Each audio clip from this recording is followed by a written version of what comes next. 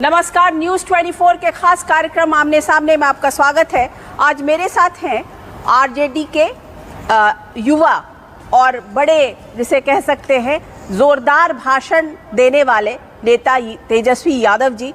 तेजस्वी जी आज इन दिनों पूरी जो इंडी गठबंधन है उसका, जैसे आपने बोलते कंधे पर उठा के चल रहे, लेकिन उसमें उस चक्कर में आपकी कमर पे थोड़ी चोट लग गई। देखिए, शारीरिक चोट है, कभी भी किसी को कहीं भी हो सकता है, लेकिन जो बेरोजगारी का जो दर्द है उससे तो ज़्यादा नहीं हो सकता। जो गरीबी का जो दर्द है उससे ज़्यादा तो नहीं हो सकता। महंगाई का जो दर्द झेल रहे हैं लोग, उससे ज़्यादा तो दर्द हो नहीं सकता। तो लोगों के बीच जाना, अपनी बात को रखना, क्योंकि ये चुनाव बहुत ही महत्वपूर्ण चुनाव है। इससे देश के नागरिकों के भलाई के लिए सब लोग जो है अपने सरकार को चुनते हैं कि किसको चुना जाए। तो हम लोगों का दायित्व बनता है कि सही बात जो है जनता के बीच रखें। हम क्या करेंगे, और विपक्ष में रहते हुए हमारी भूमिका होती है कि जो 10 साल जो लोग शासन में रहे उन्होंने क्या किया और क्या नहीं किया, जनता के बीच रखें। और हम लोगों का मानना है कि जिस हिसाब से 10 साल तक जो शासन चला मोदी जी का, वो तानाशाह के तरीके से शासन चला।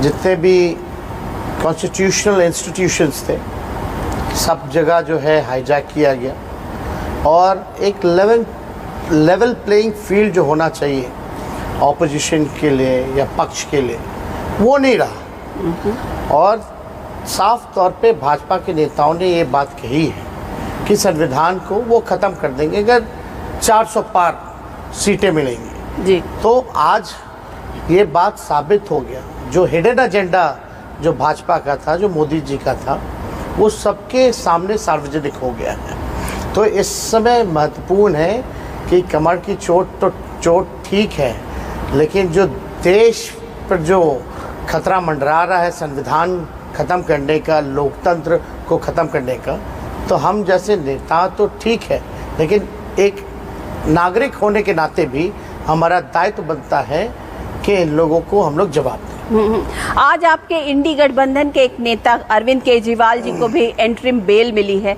चुनाव में प्रचार करने के लिए, उसे आप किस तरीके से देख रहे हैं? अ फिलिप टू द इंडी गठबंधन? देखिए, इनजस्टिस तो सारे ऑपोजिशन लीडर्स के साथ हो ही रहा, सिर्फ लीडर्स के साथ ही नहीं, जो लोग भी बीजेपी के खिलाफ हैं, चाहे किसी क्षेत्र के हों, सब लोगों को बीजेपी के खिलाफ बोलने का, सच्चाई दिखाने का, सच बोलने पर कार्रवाई की जाती है। तो ये तो आप कह सकते हैं कि पॉलिटिकल मोटिवेटेड, एक पॉलिटिकल वेंडेटा के थ्रू ये केस है, और सबों पर, मोस्ट ऑफ दम। और आप बात की जाए जहाँ तक अरविंद केजरीवाल जी की रिहाई पर, तो सुप्रीम कोर्ट जो उच्चतम न्यायालय का जो फैसला है सबको स्वीकार करना चाहिए, स्वागतपूर्ण फैसला है। और फ़ायदा तो लोगों को होगा ही इससे कि दिल्ली के मुख्यमंत्री जो हैं वो बाहर आएंगे और अपनी पक्ष को जो है जनता के बीच रखेंगे। और जहाँ तक इंडिया अलायंस की बात है, दिल्ली हो या पूरे देश में, काफ़ी मजबूती से हम लोग जो है सामना कर रहे हैं। और बीजेपी की हालत जो है, पहले ये 400 पार का नारा देते थे, फर्स्ट फेज़ में ही 400 का जो फिल्म ये दिखा रहे थे, फर्स्ट फेज़ में ही सुपर फ्लॉप हो गया। तो आपको क्या लग रहा है कि इन लोगों को कितनी सीट्स आएंगी और आप लोगों को कितनी सीट्स आएंगी? देखिए, सीट इतनी आएंगी हमारी कि हम सरकार बनाएंगे, उनकी इतनी सीट आएंगी कि वो सरकार से बाहर जाएंगे, ये तय है। और जनता ने मूड बना लिया है। 10 साल तक लोग ठगे हुए महसूस कर रहे हैं। मोदी जी जब भी भाषण देते हैं, भाइयों बहनों, हम आएंगे तो अच्छे दिन लाएंगे, 2 करोड़ नौकरी देंगे, 15 लाख खाते में आएंगे, काला धन लाएंगे, किसानों का आय दुगना कर देंगे, कच्चा मकान को पक्का मकान बना देंगे, देश की आर्थिक व्यवस्था को बेहतर बनाएंगे। कहीं भी एक भी प्रॉमिसेस, या आप बिहार की है, कौन सा चीनी मिल चालू हो गया बता दीजिए, या बिहार में उन्होंने कहा था स्पेशल पैकेज देंगे, स्पेशल अटेंशन देंगे, स्पेशल स्टेटस भी देंगे। उनका भाषण हम लेकर के चलते हैं आजकल। As a deputy chief minister I am sure आप उनके पास गए होंगे कि आप बिहार का जो स्पेशल पैकेज था वो दे दीजिए, तो उन्होंने क्या बोला आपको? कई बार हमने ही नहीं, हमारे जो चाचा हैं, जो मुख्यमंत्री हैं नीतीश जी, कई बार उन्होंने भी मांग की। खास तौर पे हम लोगों का तो शुरू से ही रहा है कि बिहार को विशेष राज्य का दर्जा मिलना चाहिए। ये मांग तो उन्होंने भी की, हमने भी की, लेकिन अब तक नहीं मिला। और बात है कि उन्होंने घोषणा भी की, अपने मुंह से तो मना नहीं किया, लेकिन जब पार्लियामेंट में ये बात आती है तो उनके मंत्री मना कर देते हैं कि विशेष राज्य का दर्जा जो है नहीं मिलेगी। वो जो आपका आयोग है उसका जिक्र करते हैं कि हम बिहार को विशेष राज्य का दर्जा नहीं दे सकते। लेकिन एक बात बताइए, इसको तो आप मानेंगे ना कि चाहे वो इंडिया की जीडीपी हो उसको उन्होंने बढ़ाया, चाहे आज इंडिया की जो इकोनॉमी है वो आज 5 ट्रिलियन की इकोनॉमी हो गई है और टारगेट कर रहे हैं कि वर्ल्ड की नंबर 3 की इकोनॉमी हो जाएगी। मनमोहन सिंह जी जब 14 में हटे थे तो इकोनॉमी और जीडीपी क्या थी? अगर आप उससे कंपेयर करें, फूड इंडेक्स में इंडिया का है बहुत, पड़ोसी देशों से भी हम पीछे हैं जी, लेकिन वो हमारा पॉपुलेशन भी इतना ज्यादा है कि अगर वो तो हमेशा से सदैव। तो मेरा यही सवाल है कि आप फूड इंडेक्स की बात कर रहे हैं, तो अगर आप देख लें तो एक लाभार्थी योजना जो घर घर में अनाज पहुंचाने की योजना, फूड सिक्योरिटी बिल कब इंट्रोड्यूस हुआ था? बिल इंट्रोड्यूस होना और एग्जीक्यूट होना, एग्जीक्यूट होना और इस लेवल पर एजुकेशन कब मिला, राइट टू इंफॉर्मेशन कब मिला, right to food security bill के तहत ही बस नाम बदल देने से कुछ योजना, देखिए पास तो उसी टाइम हुआ ना। पास होना एक चीज है और किसी भी चीज को एग्जीक्यूट करना दूसरी चीज है। हम भी छोटे से देखते रहे, हमारे कई लोगों से मिलना जुलना शुरू से ही रहा है। पहले बिहार में किरासन तेल भी मिलता था, चीनी भी मिलता था, अनाज भी मिलता था। आप तो बिहार की हैं, बताइए किरासन तेल मिलता था कि नहीं मिलता था? पहले अनाज मिलता था कि नहीं मिलता था? चीनी मिलता था कि नहीं मिलता था? सब तो मिलता ही था। लेकिन अगर प्रधानमंत्री कहते हैं हमने गरीबी खत्म की, तो आप 80 करोड़ लोगों को अनाज क्यों बांट रहे हो? ये सवाल बनता है कि नहीं बनता? अगर आप कह रहे जीडीपी इकोनॉमी बूम कर रही है, तो आप 80 करोड़ लोगों को अनाज क्यों बांट रहे हैं? फिर ये तो सवाल खड़ा होता है। देखिए, प्राइम मिनिस्टर जी का कैलकुलेशन चाहे जीडीपी को लेकर के हो, इकोनॉमी को लेकर के, वो अलग ही थ्योरी, अपना अलग फॉर्मूला वो लगाते रहते हैं। लेकिन सच्चाई ये है कि देश में बेरोजगारी बढ़ी है, देश में महंगाई बढ़ी है, देश में गरीबी बढ़ी है। ये जो है असल मुद्दे हैं। और प्रधानमंत्री जी 14 से पहले इन्हीं मुद्दों को लेकर के कांग्रेस को कोसते थे। गैस सिलेंडर की बात करते तो पहले 400 में वो कहते थे भैया वोट देने जाना तो नमस्कार करके जाना। आज आप ही बता दीजिए 1200-1400 सिलेंडर तो है, लेकिन गैस भराने का हमारे गरीबों के पास पैसा नहीं है। पर खातों में जा रहा है पैसा, किसानों के खाते में जा रहा है पैसा, महिलाओं को लाभ मिल रहा है, क्योंकि एक बहुत बड़ा वोट बैंक तैयार हुआ है जो उनके नाम पर या उनके काम पर दे रहा है। आपको देश को आगे बढ़ाना है या आप पीछे ले जा रहे हैं? आप लोगों को नौकरी क्यों नहीं देते? बेरोजगारी क्यों नहीं दूर करते? लोग खुद अपने बलबूते अनाज खरीदेंगे, खाएंगे। आप वैसा देश तो क्या, व्हाट इज द विजन? हम तो जानना चाहते हैं, प्रधानमंत्री जी से बड़ी उम्मीदें थी 2024 में कम से कम विजन बताएंगे, क्या रोड मैप है, कैसे देश को आगे बढ़ाएंगे।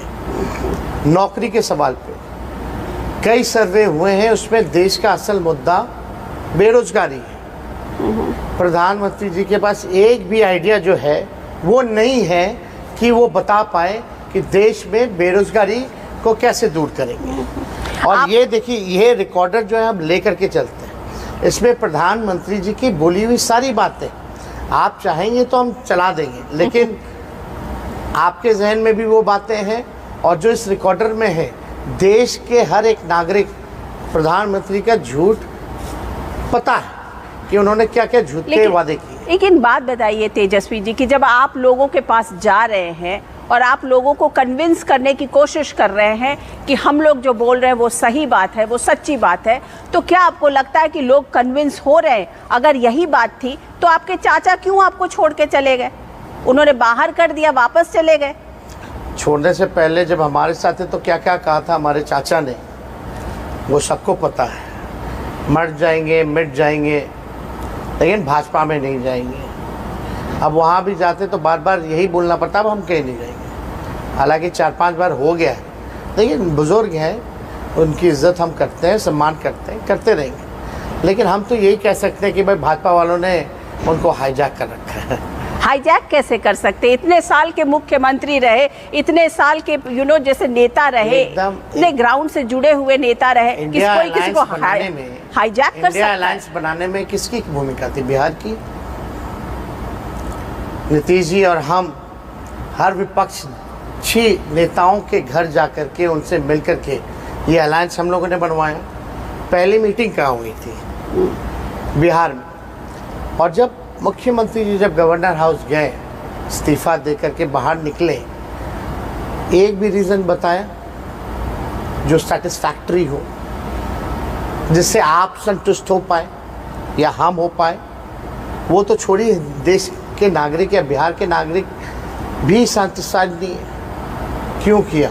खैर, ये उनकी अपनी राजनीति है। नहीं, लेकिन मैं तो कारण तो वही बता पाएंगे, लेकिन हमारे नज़र में तो वो हाईजैक है। लेकिन एक बात बताइए, उनके यहाँ से ऐसी कुछ बातें निकली कि प्रधानमंत्री बनने की बात थी और लालू जी ने और आपने उनका नाम आगे नहीं किया, इसलिए वो थोड़े परेशान हो गए। उनको लगा कि चलिए, जब मेरा नाम ही नहीं आगे हो रहा है तो मैं क्यों यहाँ पे हूँ, मैं फिर वापस चला जाता हूँ बीजेपी के साथ। एक बात समझना पड़ेगा, कन्वेनर तो हम लोगों ने बना ही दिया था, उन्होंने अस्वीकार किया, इसको सार्वजनिक तौर पे उन्होंने भी बोला। और उन्होंने कई बार बोला कि भाई प्रधानमंत्री हमको नहीं बनना है, हमारा एक ही लक्ष्य है कि भाजपा को सत्ता से बेदखल करना है। कई बार बोला। तो ये रीज़न छोड़िए, अलग बात है। तो कौन सा एनडीए के लोग प्रधानमंत्री उनको बना रहे जो उधर चले गए? लेकिन एक्चुअली ये मैं देश भी समझना चाहता है कि नीतीश कुमार क्यों? ये कभी और चर्चा हो, जब किताब हम लिखेंगे तो उसमें हम ज़रूर जिक्र करेंगे। लेकिन अभी चुनाव देश का है और हमको लगता है कि देश के मुद्दों पर जो है चर्चा करनी चाहिए। अब कहीं भी वो चले गए हो, लेकिन हम लोग जो है मजबूत स्थिति में हैं। पर ये बताइए कि आप एज एन ऑपोजिशन लीडर, आपके लिए टारगेट क्या है, बीजेपी या जेडीयू? नहीं, देखिए, अभी एनडीए से हमारी लड़ाई है, भाजपा ही असल मेन में है और उनकी आइडियोलॉजी के खिलाफ है हम।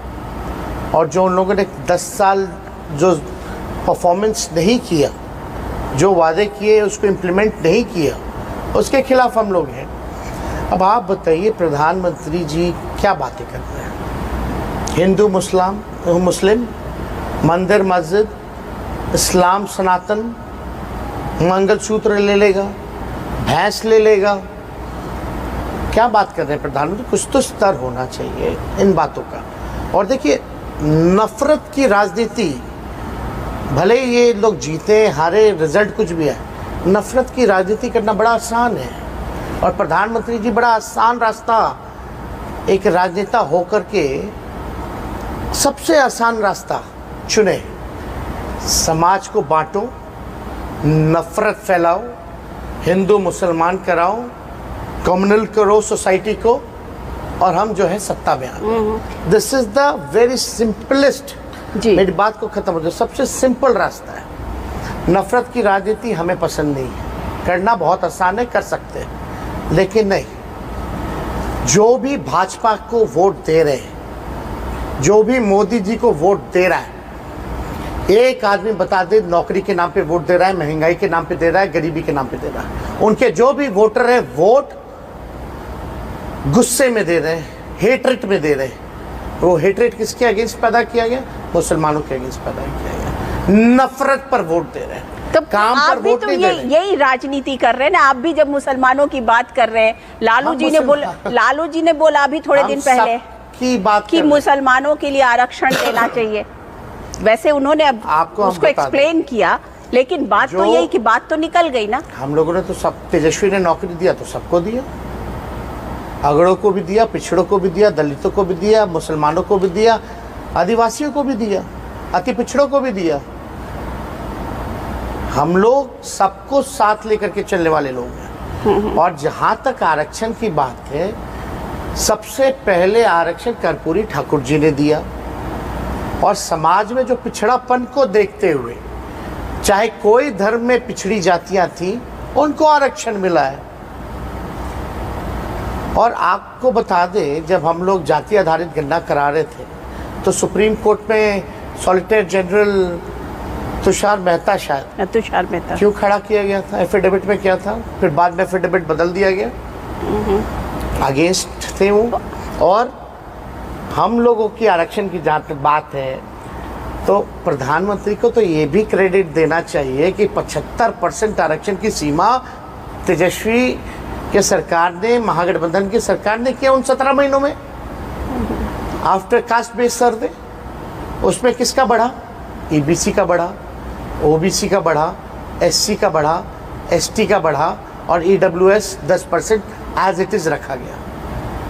प्रधानमंत्री अगर कह रहे हैं कि हम मुसलमानों को सब कुछ दे देंगे, तो हम लोगों की सरकार ने बिहार में 75% आरक्षण सबसे ज़्यादा दिया, उसमें सभी धर्म के लोग हैं। तो आपको मानना चाहिए ना कि आर्थिक आधार पर ही होना चाहिए आरक्षण, क्योंकि आप लोग एक तरफ तो जात पात का सर्वे कराते हो और दूसरी तरफ आप आर्थिक बात कर रहे हो। कोई कितना भी अमीर हो जाए, कल को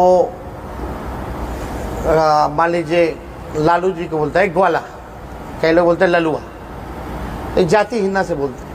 मांझी जी जाते हैं मंदिर, तो मुख्यमंत्री हैं भाई, फिर भी मंदिर धुलवा दिया जाता है। क्यों?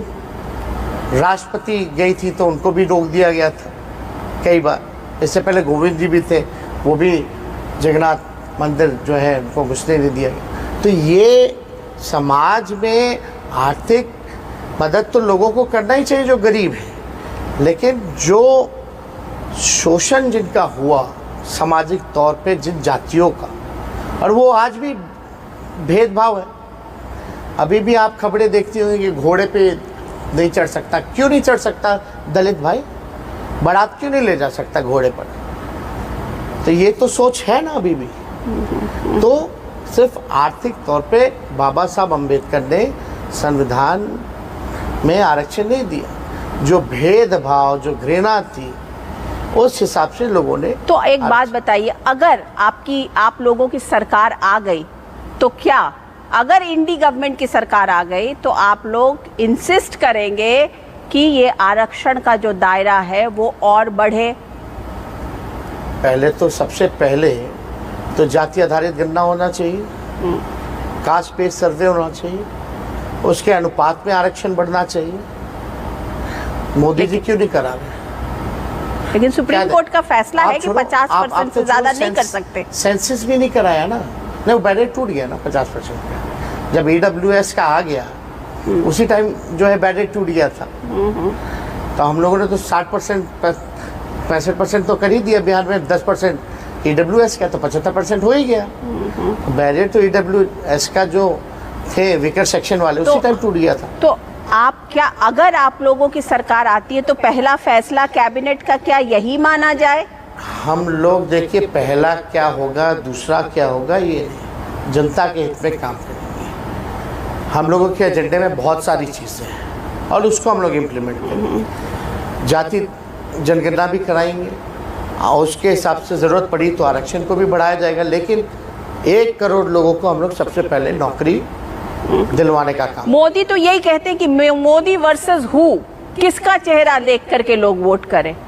जनता जो आए इससे अच्छा ही है। हमको झूठ बोलने वाला प्रधानमंत्री नहीं चाहिए, आपस में लड़वाने वाला प्रधानमंत्री हमको नहीं चाहिए, ड्रामेबाज प्रधानमंत्री हमको नहीं चाहिए, इवेंट मैनेजमेंट वाला प्रधानमंत्री हमको नहीं चाहिए। संविधान लोकतंत्र को ख़त्म करने वाला प्रधानमंत्री हमको नहीं चाहिए। हमको वैसा आदमी चाहिए जो काम करके दिखाए। तो अगर एनडीए की सरकार 4 जून को जीत जाती है और वो फिर से वापस सरकार में आ जाते हैं, तो आप फिर मानेंगे कि आपकी जितनी बातें थी उन सब बातों को लोगों ने नकार दिया? आप कह रहे हैं जैसे झूठा प्रधानमंत्री, या आप कह रहे हैं इवेंट मैनेजमेंट का प्रधानमंत्री, फिर लोगों ने नकार दिया ना आपकी सारी बातों को, लोग एक्सेप्ट नहीं करेंगे। 14 में या 19 में सीटें आई, लेकिन most of the voting percentage अगर आप देखें तो किसके खिलाफ? प्रधानमंत्री के खिलाफ। तो मान लीजिए 40% 45% इनको आया, बाकी 50% 60% तो मोदी जी के खिलाफ आया ना। तो वो जनता तो नहीं मान रही प्रधानमंत्री जी को, वो तो झूठा ही मान रही है। तो आप उस हिसाब से भी तो देख सकते हैं। अच्छा, ये बताइए कि आप लोगों ने ये बोल दिया कि संविधान को बदल देंगे। आप लोगों के पास आरक्षण है, मुस्लिम रिजर्वेशन है, या मुस्लिम बेस्ड पॉलिटिक्स है, या संविधान को बदलना? ये 3 मेजर मुद्दे हैं आप लोगों के पास। आपकी बात कि हमें नौकरी देनी है, आपकी बात कि हमें गरीबी ख़त्म करना है, बेरोज़गारी ख़त्म करनी, उस बात को लोग कितना मान रहे हैं? आपको क्या लग रहा है? अब हम आपसे पूछे, आपको क्यों नहीं लगता कि संविधान खतरे में है, लोकतंत्र खतरे में है? अगर हम आपसे पूछें कि आपको क्यों नहीं लगता कि संविधान और लोकतंत्र खतरे में? नहीं, ऐसा क्या है? आप अपनी बात रख रहे हैं, आप अपनी बात कह पा रहे हैं। लोग हैं तभी तो साथ है ना, तभी तो प्रधानमंत्री जी को बिहार में रोड पे ले आए नौकरी के एजेंडे में। रोड शो कर रहे हैं प्रधानमंत्री, रोड शो करें, एयर शो करें, हम तो जॉब शो किए और जॉब शो करेंगे। हमने नौकरियां दी हैं, आगे भी देंगे, लोगों के लिए काम करेंगे। लेकिन आप देखेंगे लोकतंत्र अगर हम बोलते हैं खतरे में है, तो इंदौर में क्या हुआ, खजुराहो में क्या हुआ, चंडीगढ़ में क्या हुआ, सूरत में क्या हुआ? मतलब आप जनता को ऑप्शन ही नहीं दिया जाए कि वो अपने पसंद का उम्मीदवार भी चुन सके। इससे खतरनाक डिज़ाइन क्या हो सकता है? इंदौर वाले क्या 3 दिन पहले 307 का मुकदमा हो गया, सूरत वाले शायद बिक गए होंगे, खजुराहो में नामांकन रद्द हो गया, चंडीगढ़ में तो सुप्रीम कोर्ट का ही फैसला आप भी देख सकती है। खैर, चंडीगढ़ में जो हुआ वो बिहार में 2020 में हो चुका था 10-12 सीटों पर। लेकिन आप देखिए, ये तो पूरी साजिश है। और जब हम बोलते हैं संविधान खत्म करने की, तो उससे पहले तो भाजपा के उम्मीदवार MP कई वीडियो हम लोगों ने शेयर की। वो कहते हैं हमको प्रचंड बहुमत दे दो, हम संविधान बदल देंगे। किसी भी नेता पे कार्रवाई हुई, किसी भी उम्मीदवार या MP पे कार्रवाई हुई जिन्होंने ये बात बोली? क्या आपको नहीं लगता कि उन्होंने अनंत हेगड़े को हटा दिया? वैसे और भी बताऊं तो साउथ में और भी, बिहार में गया मैं, बैठ के दिए, बैठ के प्रेम कुमार बैठे हुए थे बगल में मंत्री, बिहार में भी दिया गया, राजस्थान में भी दिया गया, यूपी में दिया गया, जो उनके MP है। क्या कार्रवाई हुई? कोई कार्रवाई नहीं हुई। पर पीएम तो खुद बोल रहे हैं ना कि हम तो ये झूठ बात है कि संविधान को हम बदलना चाहते हैं। बाबा साहब अम्बेडकर, प्राइम मिनिस्टर का भाषण है। तो कार्रवाई करें। आपके दल में लोग बोल रहे हैं, चीख के बोल रहे हैं, चिल्ला के बोल रहे हैं। और कुछ दिन पहले तो अभी लाइव वीडियो गुजरात का आपने देखा होगा, भाजपा के नेता ने कैसे EVM को ही हाईजैक कर लिया, बूथ को ही ले गए, बूथ ही हाईजैक हो गया। फेसबुक पे, सोशल मीडिया पे लाइव आकर के लोग बूथ लूट रहे हैं। ये हालत हो गई है। तो क्या आप लोग इलेक्शन कमीशन को कंप्लेन कर रहे हैं? क्या इलेक्शन कमीशन आपकी बात नहीं सुन रहा है? कांग्रेस के लोगों ने किया ना इतना प्रधानमंत्री के खिलाफ, जो हेट्रेड का स्पीच दिया, कि एक कार्रवाई बता दे इलेक्शन कमीशन ने जो नोटिस प्रधानमंत्री जी को भेजा। कई स्पीचेस दिखा देंगे जो हेट्रेड पैदा करता है प्रधानमंत्री की। Not even a single action has been taken by the election commission. So do you think that election commission? I believe there is level playing field नहीं है। Somehow election commission is getting compromised, and why it is happening I don't know. You should be asking these questions to the election commission officers, उनसे सवाल पूछिए। आपको लगता है कि बहुत नहीं लगता कि है ही, मतलब कॉम्प्रोमाइज साफ दिख रहा आप है। इस चीज को बोल रहे हैं कैमरे पर लाइव कि इलेक्शन कमीशन जो है वो कॉम्प्रोमाइज्ड हो रहा है? सच को झूठ बोलने में हमको डर किस बात का है? लोगों को दिख रहा है। आपने बताइए जो प्रधानमंत्री जी ने मुसलमानों के बारे में जो बोला या कोई भी बात कही, वो क्या प्रधानमंत्री को बोलना चाहिए था?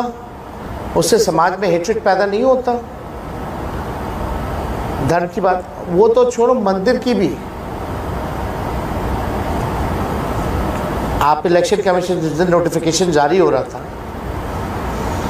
हम लोगों ने 1.5-2 घंटे का भाषण सुना इलेक्शन कमीशन का। एक चीज बता दीजिए जो उन लोगों के लिए इम्प्लीमेंट हो। नथिंग। खैर, लड़ाई है तो लड़ना है, चाहे लेवल प्लेइंग हो या ना हो।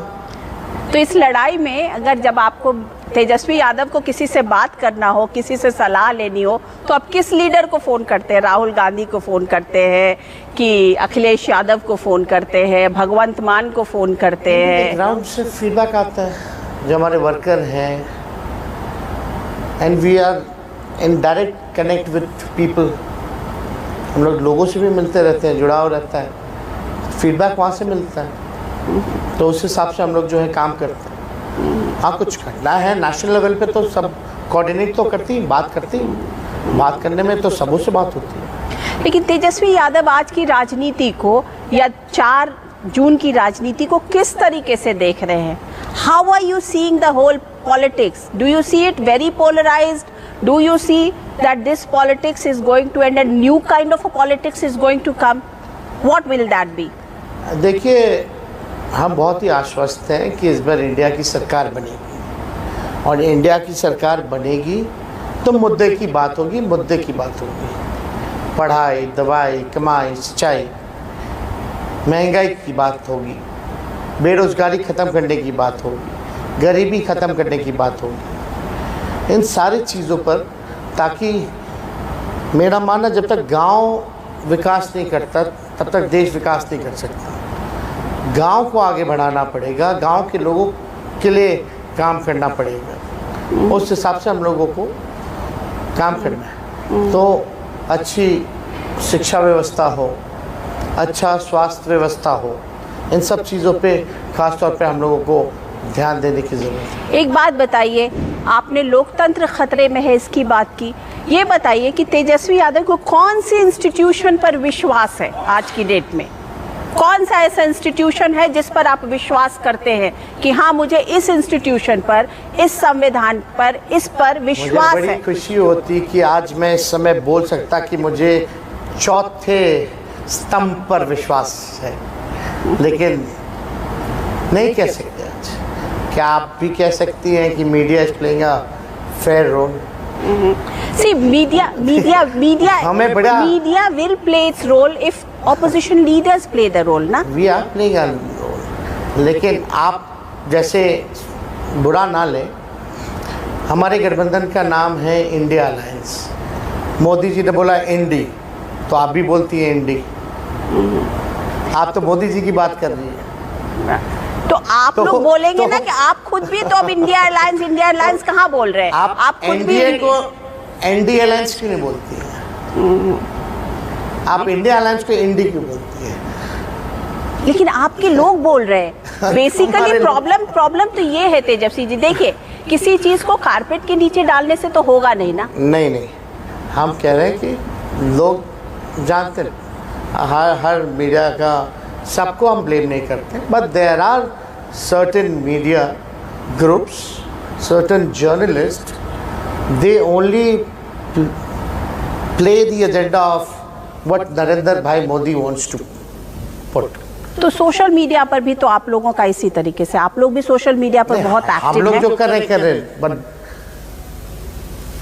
कई जगह सर्वे हुआ है, रिपोर्ट भी आए हैं मीडियाज़ के ऊपर कि कौन कितना फेयर प्ले कर पाए, उसमें भी बहुत नीचे गया है।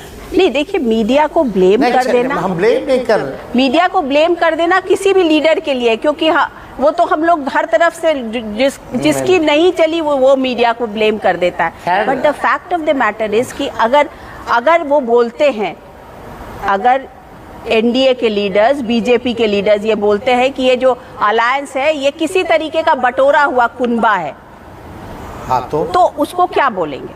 आप बोलिए, आप बताइए तो सही, आप ठोक के बोलिए। सवाल पूछिए, लेकिन आप बार बार बोल रहे हैं आपका इंडिया अलायंस है, इंडिया अलायंस है। आप बोलिए आपका इंडिया अलायंस है, पीएम इंडिया अलायंस बोलते हैं, आपको इस पे क्या बोलना है? तो सवाल बता। खैर नहीं, देखिए हम लोग तो बोल लेंगे इंडिया अलायंस और इंडिया अलायंस और इंडिया अलायंस, लेकिन क्या आपके लोग, आपके वर्कर, आपका सोशल मीडिया टीम क्या बोलता है? एकदम बोलता है, एकदम बोलता है। देखिए इंडिया अलायंस, आपने कुछ दिन पहले मेरा गाना भी सुनी होगी, सुन भाई सुन देश की धुन, on 4 June India government is coming. तो अभी तक क्या नॉन इंडिया गवर्नमेंट रहा है? India government means India, India means India is India. India तो इंडिया, हर गवर्नमेंट इंडिया का गवर्नमेंट होता है। We are India alliance. No, but हर government is India government, Indian government. Alliance में रखता है इंडिया है, तो India government is coming. India government is coming, okay. तो आप अपनी उस गवर्नमेंट में किस तरीके की भागीदारी देख रहे हैं, मुझे ये बता दीजिए। किस तरीके की, ये deputy prime minister, home minister, finance minister, what is that you are saying? चुनाव लड़ ही नहीं रहे, हम तो लीडर ऑपोजिशन है। और केंद्र में इनको बाहर करने के बाद रात से भी बाहर करेंगे। हम तो जनता के बीच रहेंगे। आप लोग बहुत साल यहाँ से बाहर रहे हैं, मतलब सत्ता से बाहर रहे हैं। हाँ, बीच में 2 बार 18 महीने और 17 महीने। 3.5 साल के लिए आप लोग पावर में थे। हाँ, तो ये जो है इतने साल के बाद आपको लगता है कि देश या आपका राज्य तैयार है आपको पावर में बैठाने के लिए पूरी तरह से? मालिक है, let people decide. Okay, but last 2 election से we are the single largest party, तो लोगों में एक उम्मीद बनी है। और जो 17 महीने हम लोगों ने काम किया है, जो कि 17 साल में भी नहीं हुआ, कई ऐसे महत्वपूर्ण काम किए हैं। जाति आधारित गणना कराना, 75% आरक्षण को बढ़ाना, 5 लाख नौकरी और 3 लाख नौकरी प्रक्रियाधीन करके आए हैं। 4.5 लाख नियोजित शिक्षक कर्मियों को राजकीय कर्मी का दर्जा दिया। स्वयं सहायता समूह के मानदेय को दोगुना किया। आईटी पॉलिसी हमने बनाई, टूरिज्म पॉलिसी हमने बनाई, स्पोर्ट्स पॉलिसी हमने बनाई, इन्वेस्टर मीट कराया। पहली बार बिहार में 50,000 करोड़ का MOU साइन हुआ। आपको लगता है कि जेडीयू अब ज्यादा दिन क्या होगा? जेडीयू का क्या होगा? आप जेडीयू के साथ रहे हैं, बताइए जेडीयू को आप किस तरीके से बिहार में देख रहे हैं? जब सरकार से तभी बोले थे 24 तक जेडीयू पार्टी समाप्त हो जाएगी, वो चलेगी नहीं। जेडीयू में कोई भविष्य नहीं है। बिहार में आगे या तो बीजेपी या तो आरजेडी, महागठबंधन, या तो बीजेपी के जो उनके 2-4 जो सहयोगी होंगे वो होंगे। कहते हैं आगे की राजनीति बिहार की चिराग वर्सेस तेजस्वी की है, चिराग पासवान वर्सेस तेजस्वी यादव की है। आप नाराज कर रही हैं सम्राट चौधरी जी को, दूसरे वाले डिप्टी सीएम को भी आप नाराज कर रही हैं। लेकिन एक बात बताइए कि आप भी बहुत सोशल मीडिया पर एक्टिव होते हैं, ये मछली खाने का क्या आप कर रहे थे? कभी संतरा दिखा रहे हैं, कभी मछली का कांटा दिखा रहे हैं, मतलब what is all this? Just to tickle? कुछ नहीं दिखाए। फिर नवरात्र से एक दिन पहले का वीडियो है, उसमें साफ तौर पे date mention. I was just checking BJP's IQ level, और हम सच साबित हुए। क्या IQ लेवल? बिना पढ़े लिखे मुद्दा बना दो। प्रधानमंत्री जी को मछली दिख गया, लेकिन हम रोजगार की बात कर रहे हैं, नौकरी की बात कर रहे हैं, उस पर कभी नहीं बोले। ये मछली बड़ा चुभा है उनको। अब ये तो वही जाने। तो अगले दिन तो भाई हम लोगों ने संतरा खाया कि भाई लीजिए संतरा ही खा रहे हैं, कहीं संतरे के रंग से आपको चुभन ना हो जाए। और टिकल होते भी तो हो, हमको क्या है? आप लोग कौन सी पॉलिटिक्स कर रहे हैं, जिसे बोलते हैं ना गुरिल्ला पॉलिटिक्स? उस टाइप की पॉलिटिक्स कर रहे हैं क्या? हम लोग कोई पॉलिटिक्स नहीं, we are doing a positive politics. जनता के लिए हम लोग राजनीति कर रहे हैं, जनता की मुद्दे को हम लोग उठा रहे हैं। जनता के मुद्दे को जो उठाना है आप उसका कोई भी नाम दे सकते हैं, बट आप भी जानते हैं लोग परेशान हैं बेरोज़गारी से, महंगाई से, गरीबी से। प्रधानमंत्री महंगाई का म नहीं बोलते, गरीबी का ग नहीं बोलते, बेरोज़गारी का ब नहीं बोलते। बोले ना, अच्छा लगेगा हमको भी। चलिए, आ रहे हैं यहाँ पे रोड शो करने, हो सकता है आपकी बातों का जवाब दे। एक ही जवाब है, घिसा पीटा। जब से बिहार आए हैं 14 से वही बातें प्रधानमंत्री जी बोल, फिर भी हमारी सरकार बनती, हम ही सबसे बड़ी पार्टी बनते। चलिए ठीक है। तेजस्वी यादव जी, हमसे बात करने के लिए आपका बहुत बहुत शुक्रिया। शुक्रिया।